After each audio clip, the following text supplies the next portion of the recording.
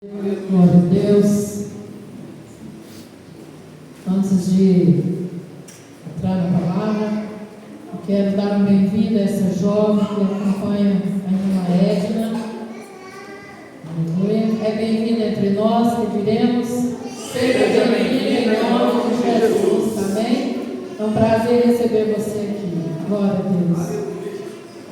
A Aninha, a Gabriela, que está conosco mais uma vez, é bem-vinda. Seja bem-vinda em nome de Jesus. Amém, querida? É sempre uma alegria para nós tê-la conosco. Eu gostaria de ler a palavra de Deus com os irmãos, que está em Mateus, o capítulo é o 21. Glória a Deus. Mateus 21. Gostaria de refletir com os irmãos essa palavra nessa noite. A partir do versículo de número 23, que diz assim a palavra do Senhor. Mateus 21, a partir do 23. Quando Jesus voltou ao templo e começou a ensinar, os principais sacerdotes e líderes do povo vieram até ele e perguntaram: por que autoridade você faz essas coisas? Quem lhe deu esse direito? Jesus respondeu: eu lhes direi com que autoridade faço essas coisas, se vocês responderem a uma pergunta. A autoridade de João para batizar vinha do céu ou era apenas humana?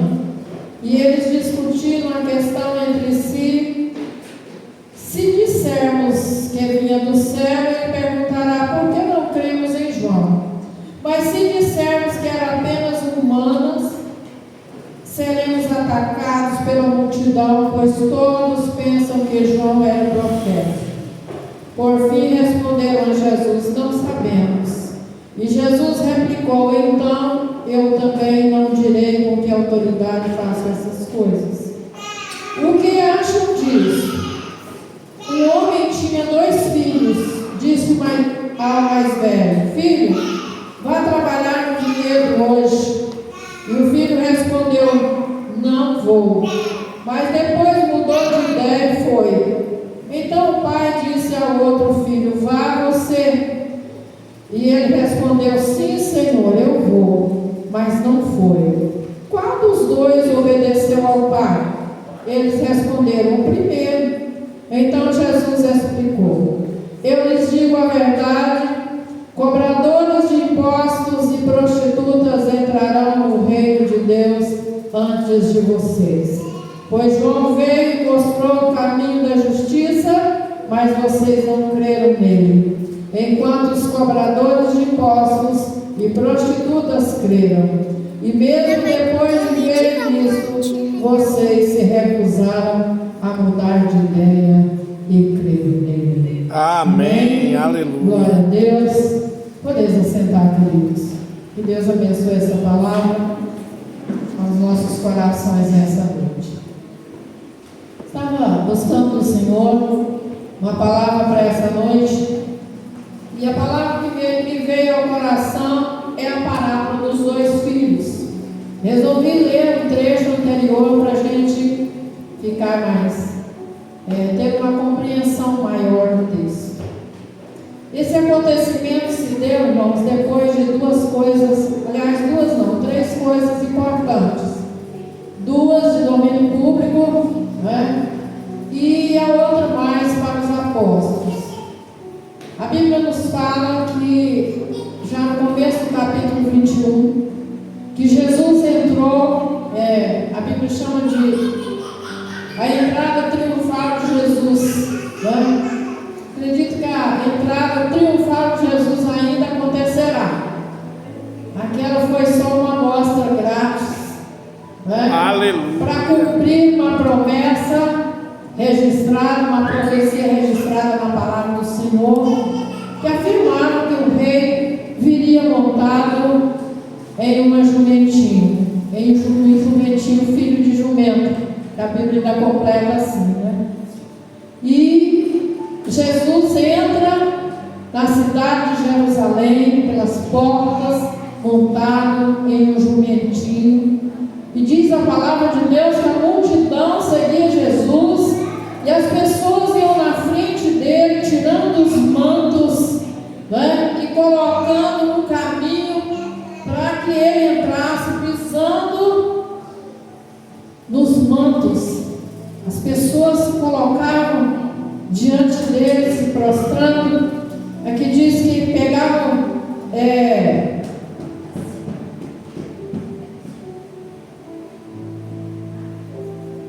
cadê?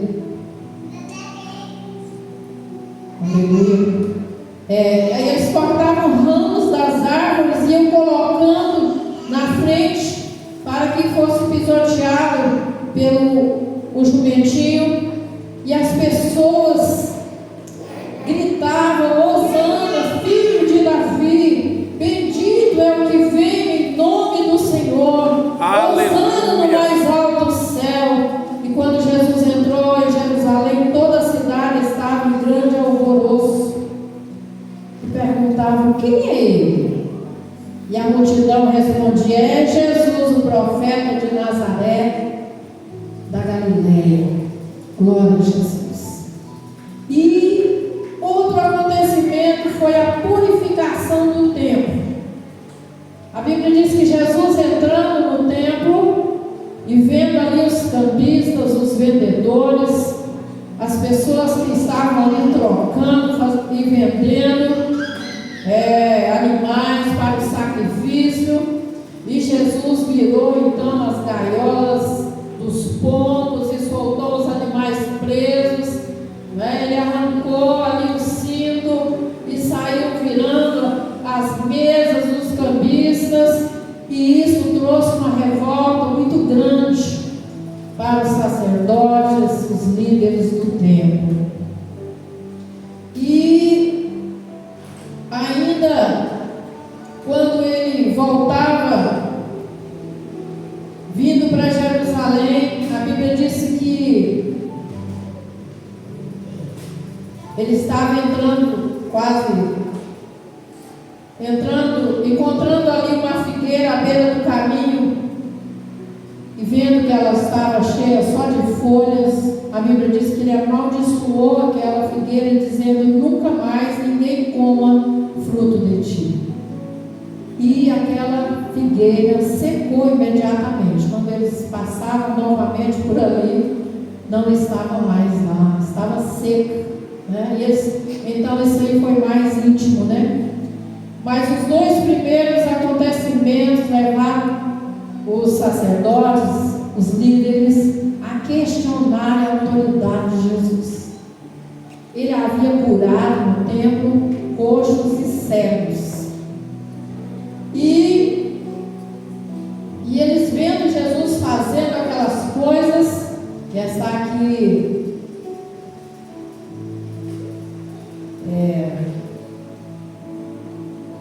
também anteriormente, versículo 14, diz: os cegos e os coxos vieram a Jesus no templo e ele os curou.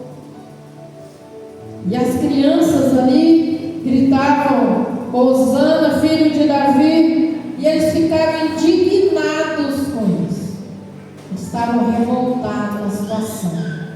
E então é onde ele questiona a autoridade de Jesus. Com que autoridade o Senhor faz essas coisas?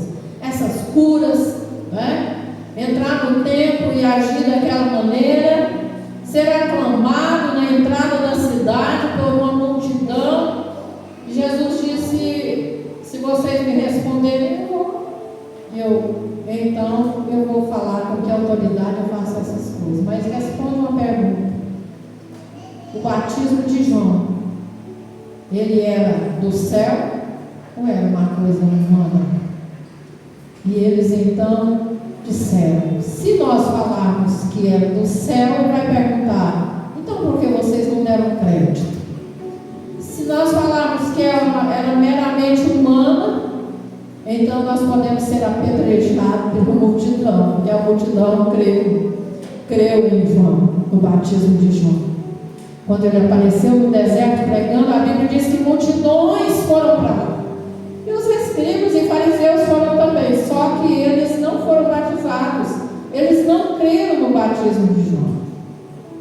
A Alguns certamente foram até batizados, porque ele diz: raça de víboras, quem foi que ensinou vocês a fugir da ira futura? Né? Mas estava ali, muitas vezes foram apenas para ver o que estava acontecendo, ver quem era Jó, quem era o profeta que surgiu de repente, depois de 400 anos do silêncio de Deus, estava aquele homem estranho, com vestes estranhas, né? Pregando arrependimento na beira do Rio Jordão. Então, mais foi a curiosidade do que o desejo de mudar de vida. Porque se eles conseguissem, né, se tivessem conseguido crer em João, teriam, quem sabe, aceitado a Cristo. Entendido que o reino de Deus havia se aproximado de maneira tal que o Senhor estava ali abraçando Israel para a salvação. Era o próprio Salvador, né? Tão esperado pelos profetas, tão anunciado. E às vezes a gente olha, irmãos, para Jesus entrando na cidade, sendo aclamado, e os sábios, os entendidos, os que estavam esperando a entrada dele, a chegada do Messias, estavam dentro do templo, questionando, estudando a lei, né, quem sabe ali, para ensinar ao povo, mas eles mesmos não estavam interessados em cumprir. E aí Jesus, depois de tudo isso, ele conta a parábola dos 2 filhos, que eu quero trazer para a nossa reflexão nessa noite. Ele diz que o pai de família, dono de uma vinha, ele chama os 2 filhos, chama o primeiro e disse: vai trabalhar na vinha? E ele disse: não vou. E ele chama o segundo e ele diz: sim, Senhor, eu irei, só que não foi. E ele pergunta qual dos 2 fez a vontade do Pai. E ele colocou ali os líderes numa situação embaraçosa, porque eles tiveram que responder. E eles disseram: o primeiro, aquele que disse que não ia e foi. Aleluia. E nós observamos a intenção de Jesus era chamar a atenção deles mesmos. E talvez a palavra de hoje seja direcionada para nós, para chamar a nossa atenção. Estamos verdadeiramente fazendo a vontade do Pai? Glória a Jesus.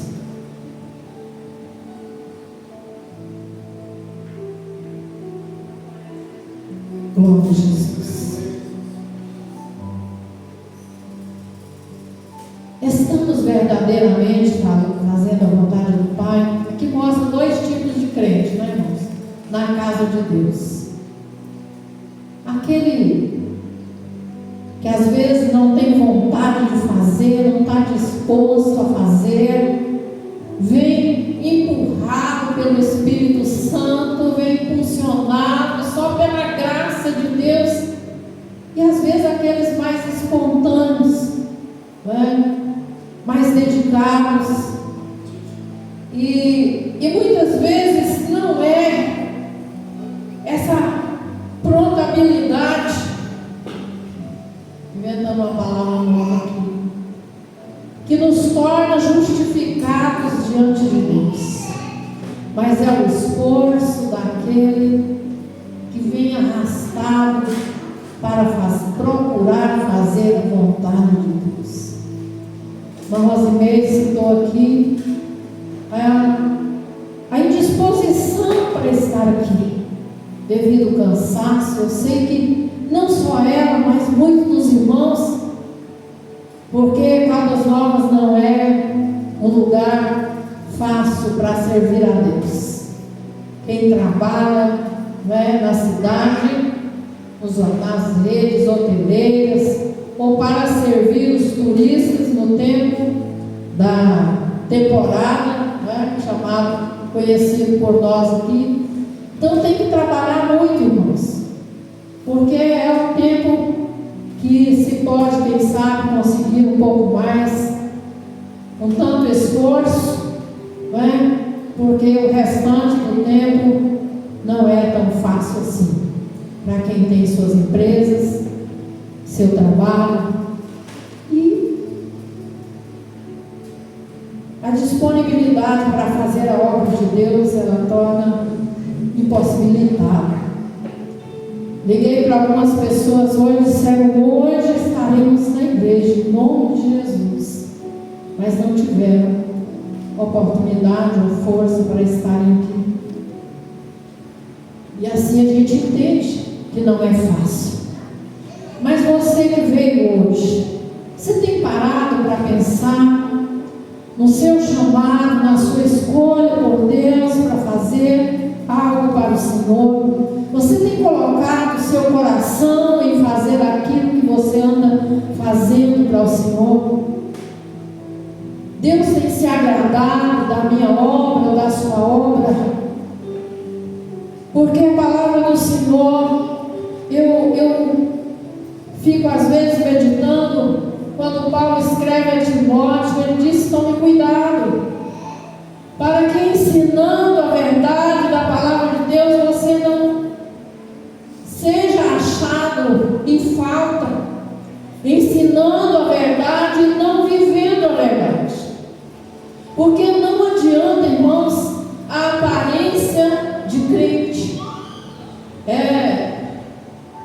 ser reconhecido como crente, pela nossa maneira de vestir, de trajar, e às vezes não ter na nossa vida o brilho do Espírito Santo de Deus. Não ser direcionada a nossa vida pelo Espírito Santo de Deus. E Jesus estava querendo chamar a atenção aqui para a hipocrisia dos fariseus, que se portavam para ser visto, faziam as coisas, jejuavam, oravam nas praças para serem achados homens piedosos. E Jesus, vendo a hipocrisia deles, certa vez disse: vocês ficam na porta e não deixam as pessoas entrar. E eu disse: como assim, Jesus?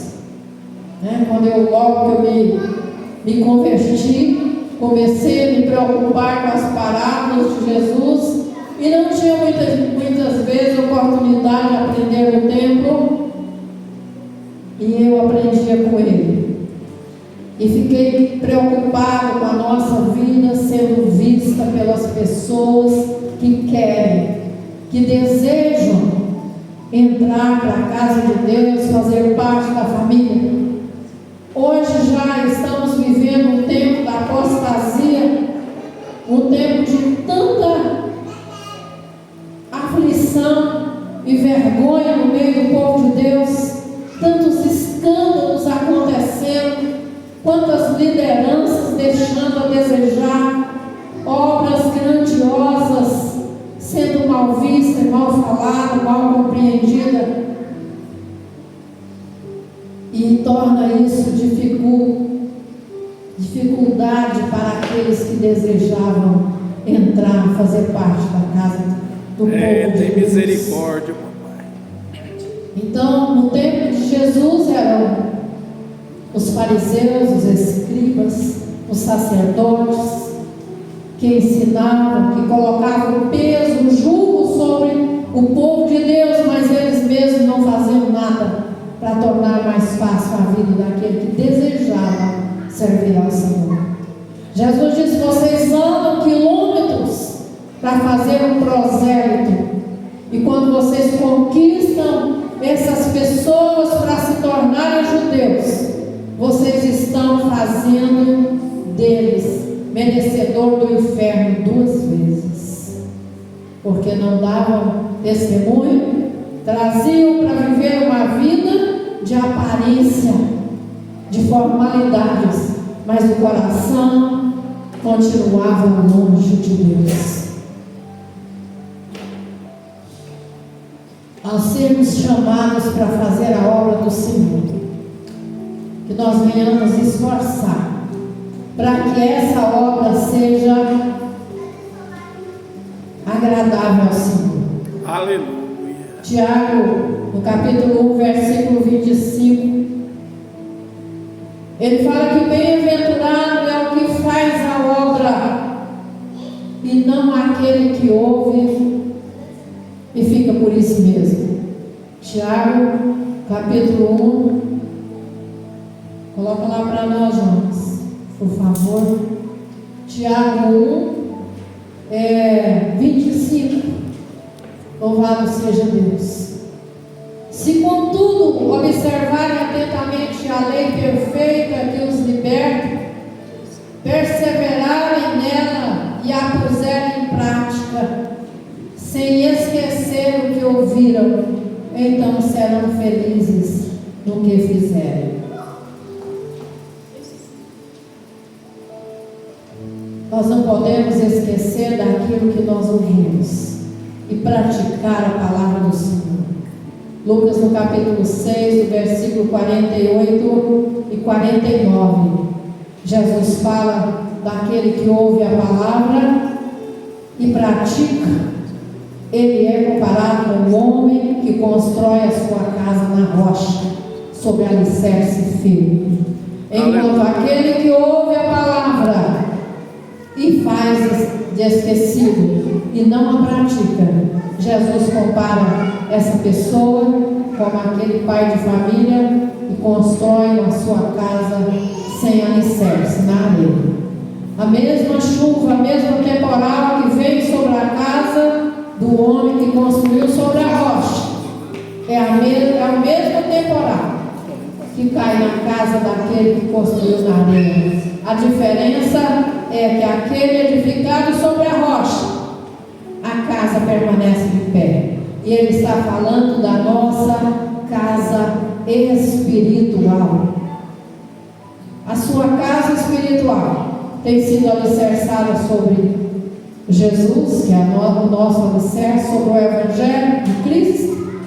Então vem o temporal, vem o dia mau, e nós não seremos abalados. Nós vamos permanecer firmes enquanto nós aguardamos a vinda do Senhor. Mas se nós estivermos no Evangelho de aparência, nós corremos o risco de, quando o temporal vier, a nossa casa espiritual se desfizer, porque nós não estamos alicerçados na palavra. Não vamos deixar nos levar pelas inovações do Evangelho. Tem Evangelho para todo gosto hoje, mas eu quero te convidar a permanecer na palavra. Aleluia. A permanecer na palavra. Aconteça o que acontecer, venha o que vier. Se esse Evangelho pregado não estiver aqui dentro, seja desconsiderado por mim e por você. Aleluia. Para que nós venhamos a permanecer firme naquele dia mau. Porque senão nós corremos o risco de sermos levados pela enxurrada que tem arrastado milhões e milhões de crentes por aí. Tem tanta coisa feia acontecendo no meio da igreja, Tem para misericórdia. escandalizar a obra do Senhor. Tem tanta coisa acontecendo que você olha e fala: meu Deus, será que verdadeiramente esse movimento é do Senhor? Será que não tem alguma coisa oculta, infiltrada no meio do povo de Deus, e você não sabe se é um terreiro ou se é um culto para Deus?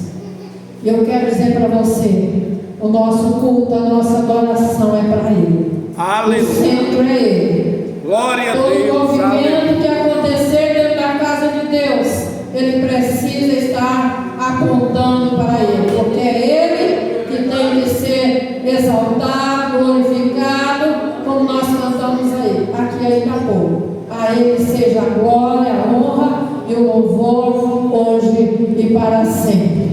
O foco é Ele, o centro é Ele, porque se Ele não for o centro, então o culto não é para Ele. É verdade. Glória a Deus. E a Bíblia diz que bem-aventurado quando Jesus voltar, encontrar os servos servindo. Se nós fomos chamados para servir, vamos fazer o nosso serviço com alegria. Tudo quanto fizermos, seja para exaltar o Senhor, seja com alegria para Ele, ainda que pese, ainda que seja uma dificuldade, esforce, amém? Porque aquele que vai ser exaltado pelo Senhor é aquele que esforça para a segunda milha. Porque se nós fizermos só aquilo que está ao nosso alcance, nós corremos o risco de ser chamados servos inúteis naquele dia. Mas que haja um esforço da nossa parte, para que Deus seja exaltado na nossa vida e no trabalho que nós fazemos para Ele.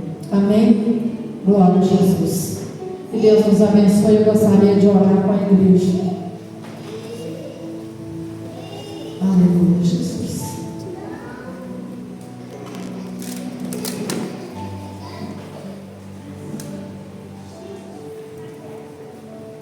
Que você se coloque. Não espere o pior para se consertar. Pastor Luciano fez a leitura aqui de Isaías. Isaías já era profeta, né? Já havia estudado ou estava ainda na escola de profetas. Enquanto ele estava com as costas quentes, o rei era seu primo, era seu parente, estava tudo em família, estava tudo bem. Mas a Bíblia diz que no ano que morreu Uzias, aí ele viu o Senhor. Aleluia. E a mudança veio quando ele viu a glória de Deus. Aleluia. Aleluia. Se prostra diante da glória do Senhor. E deixa o Senhor tocar os seus lábios, tocar a sua vida, tocar as suas mãos, para que você possa trabalhar com alegria para o Senhor. Que o serviço do Senhor não seja tão cansativo e que você se esforce e seja agraciado por Ele. Amém? Glória a Jesus. Pai, em nome de Jesus Cristo, nós nos prostramos diante do Senhor, nos rendemos diante da Sua palavra, da Sua grandeza, nos colocando, ó Deus, como servos dispostos, ó Pai, a servir ao Senhor com alegria, a apresentar diante do Senhor cada vez que nós temos a oportunidade de entrar neste templo para adorá-lo, para servir juntamente uns com os outros, ó Pai, como igreja do Senhor.